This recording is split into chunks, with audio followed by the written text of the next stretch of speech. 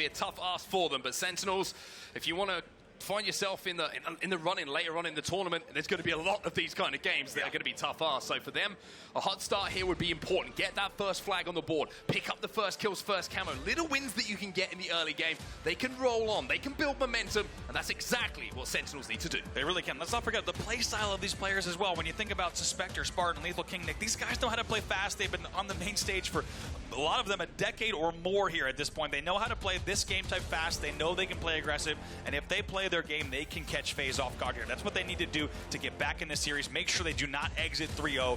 Get some momentum, see if they can get on the board. Here we are now into game number 3. Let's keep our eyes on the camo. The first one in our first game of the series, of course, did go over to Sentinels. It was Nick who managed to get his hand on there, but through the carnage that's happening up on the top pink tower, you can see that somehow Snakebite comes out of it, not only with the camo, but with his shields intact, which seems somewhat surprising to me. Wow, it's a perfect push there. It's also 4 dead, and now a sneaky push coming in from Snakebite. You could not have asked for a better opening strategy coming in from FaZe here, as they are going to make quick work of this opening rush. And it's almost funny to watch Snakebite's point of view. He's like, where's everyone? I'm like, just leave some for me. Yeah. Like, okay, I'll run the flag, don't worry about it.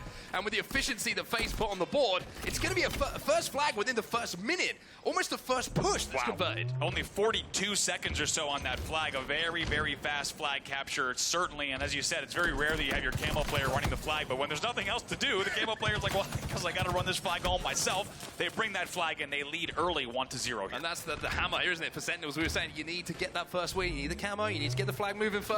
Instead, they get absolutely decimated off the break. They completely get out-strategized. They lose those individual battles, and off the back of it, find themselves now in even more of an uphill battle. But at least they've picked up just a few kills here. They're inside of the base. Lethal trying to put pressure back on the FaZe guy. Good coordination there from Lethal and Spartan, as you said. You just need to find your footing early on, especially when that first cap goes in early. It's tough to bounce back and make sure that the game doesn't get out of hand, but a nice double kill here from Lethal as well will make sure that things are close. That's 3 dead for FaZe. Yeah, an opportunity to run here. He's got support top, middle, Suspector. Gotta be careful though.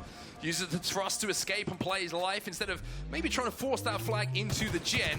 Now he's got to deal with the players coming off of respawn from FaZe. Big win here would be an opportunity to keep that flag moving, and with the sidekick, the trade from Royal 2, probably the better result for the two teams. Definitely. A trade from Royal 2 is the play there. Royal 2 is going to be very happy with flying out into the gen for that trade. You have to wonder if maybe Suspector was thinking about thrusting back, right, with the sidekick. That really could work out well. Double kill comes into the feed as well for Renegade. And we're going to be popping up as well, so all eyes on top middle at the moment. And Renegade, if you can get this alongside that heat wave, then there's going to be more problems for Sentinels to deal with. He will be able to do so. King Nick is the last player alive for Sen. Everyone else, you can see Spartan is going to be respawning on the gen.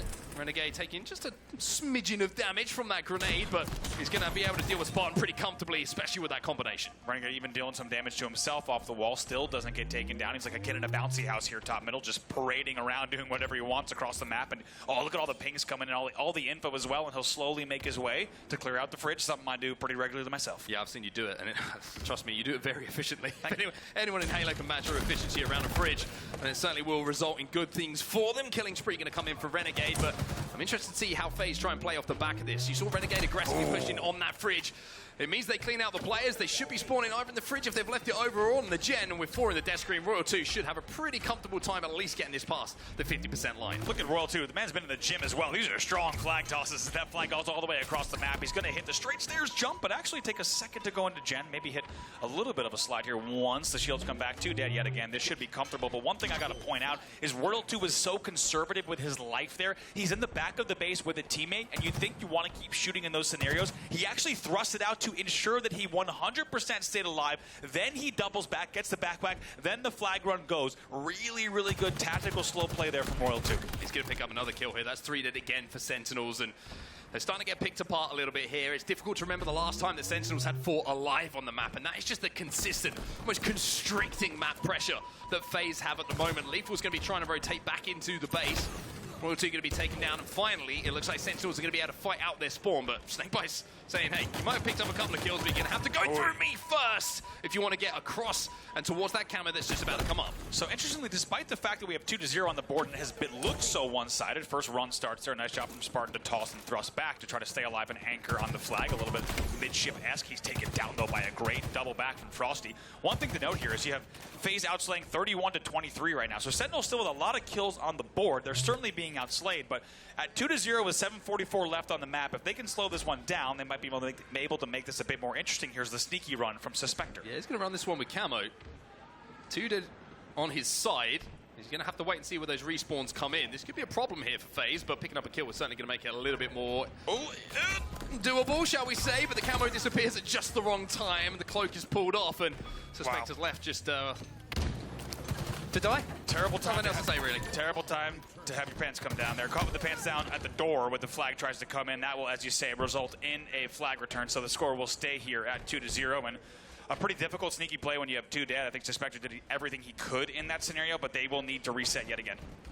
One thing that's really impressing me at the moment is FaZe not afraid to push either side of the map. You see them flying through paint, you see them flying through car, and the timing is there when they collapse in the back of the base. It's almost as if they're quite happy for Sentinels to spawn in the back of the base if they've got that initial damage and the ability to pinch from both sides. And it's been effective so far. Suspector finally will win that battle against Frosty, who looked like he was just about starting to heat up, but off the back of the damage done by Frosty, you can see FaZe do capitalize. Sentinels 2 dead. Frosty is going to be dead for FaZe, but map control still in the hands of the red team. Yeah, good assist here for Suspector, excuse me. Double the assists of anyone on his team here with 7 assists. However, not able to get enough going on the board, and actually the slaying deficit has really gotten out of hand here. FaZe right now is outslaying by 14, 44-30 on the board. Yeah, and the difficulty now for Sentinels is they have to keep trying to progress up the map, right? They're 2-0 down. They're the ones who have got to force their way forward. They're the ones who have got to cap, and Suspector, he's just got absolutely lost in the sauce. Renegade with that thrust. Suspector had no idea where he went, and that's to secure another camo here for FaZe. Wow, that's an ankle-breaking NBA Finals-inspired result there for Renegade. As you said, he's able to pick up that kill easily with the use of thrust here.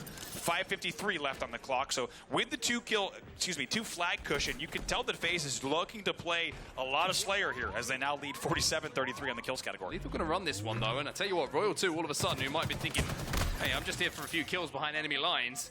He's got a lot of responsibility on his shoulders. Managed to pick up an important kill and, again, get away with his life. And that's one of the things that Royal 2 does best, right? A lot of players happy with the trade in certain scenarios. Royal 2 will pick up the kill and get out with his life as well to cause more carnage around the map. That's the difference maker. That's really what separates some of the best Halo players in the world from the greatest Halo players in the world, is somehow able to sneak out and stay alive in scenarios that they really shouldn't and continue to wreak havoc in the back of the base. Finally, he's taken down. 2 dead here for FaZe.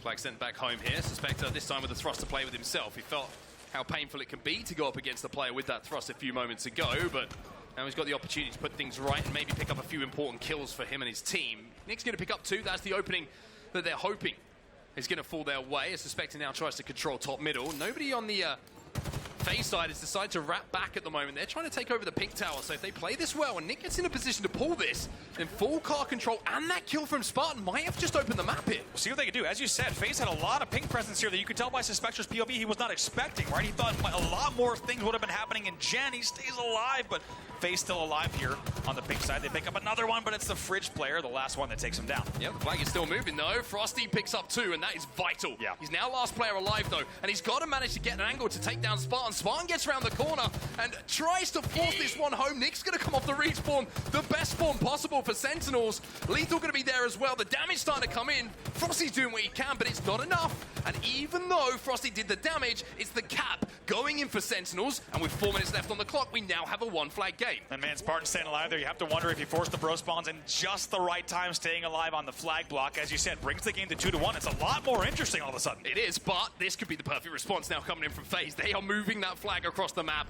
Frosty's picked up the camouflage. Sentinels are about to be 2 dead, and all of a sudden, it's like, cool, you got a cap. They just woke us up a little bit. 3-1, the 2 flag advantage is reinstated here for FaZe. Love the way that Frosty played it. You can tell he thought, I might not get this stop. However, I'm going to stay alive top middle. I'm going to control top middle. I'm going to get this camo. And guess what? FaZe is able to hit the counter, and that gives them, once again, a 2 flag cushion with 3:22 left on the clock. Yeah, and it's pretty much the first time we've seen Sentinels with pressure on the FaZe side. Yeah. It's been full control, and I feel like FaZe were like, okay, cool. You've had to expend a lot of resources to get that flag back. 3 players coming off respawn just to force that one home. They get the counter cap almost immediately and just re-establish map control once more. So Sentinels with a good moment in the game, but FaZe still making the most of that situation. And look at the way FaZe is playing this, right? 3-1, 2:56 left on the clock. They are not afraid to just hold down the fort and make sure that no one can push in. And 2 kills do come in, though. So interestingly, the FaZe play does not work out immediately, and they find themselves 2 dead. All Spectre. That's his Renegade. The Psychic going to be the difference maker once again.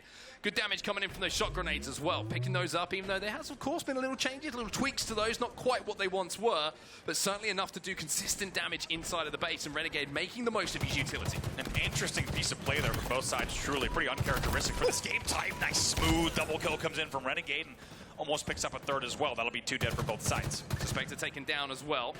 Flag is going to be out. Lethal does get a touch, but Royal 2, I mean, he loves being behind enemy lines. It's where he does his best work, throws that one out, and he's looking for more kills. Royal 2 picks up his 17th, and at the moment, you're looking across the stats.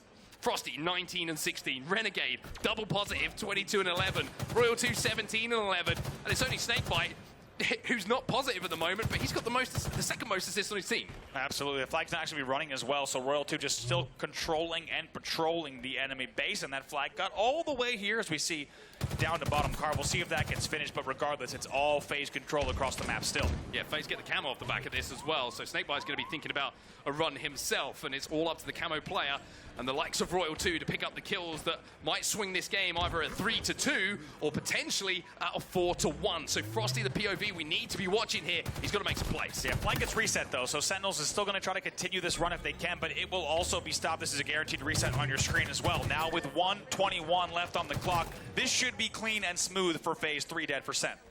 Momentary 4 dead as all players fall. They're running a potential 4th flag here as well. Renegade picking up a kill. Lethal still in the death screen as well. And FaZe deciding, hey, I think we've got enough of an advantage here. Unless we put them 4 dead and we feel 100% comfortable in our map control, then we can just take our time here. Royal 2 going to run that flag and actually going to run it towards Renegade, who was fighting. Yeah, look at this now. Snakebite has helped their bottom mid as well. Royal 2 changes the route, as you say. This should be the 4th flag going home.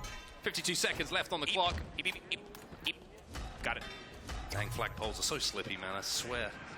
Nick's going to pick up one. Royal 2 probably thinking, hey, they've got to come into the flag, and I like kills, and I'm going to try and get another one. So Royal 2 playing in a very Royal 2 way here, and I'm sure that a lot of people who have played with Royal 2 would understand where I'm coming from with this. Picks up 2 kills, King Nick last alive, and it will be, and should be, a flag going in here for FaZe, but Royal 2 more interested right now in trying to cross that 20 kill mark. Yeah, he'll jump on the return as well to help out. Someone should have spawned to get that flag in the back of the base as well. They will. 4-1 is your score with 20 seconds left. What's up, Nick? You're going to be the 20th kill that Royal 2 was looking for. Oh, boy. He's got the heat wave as well. He picks up 2. There's a triple here as well. Oh! Not going to get credit with that. Spartan somehow stays alive in that. Didn't quite get the chunk on the heat wave he was looking for, but with 5 seconds left on the clock and with a 4-1 lead, it is going to be FaZe Clan, one of the tournament favorites, out to the hottest start possible with a 3-0 victory. Yeah, looking so good all series long.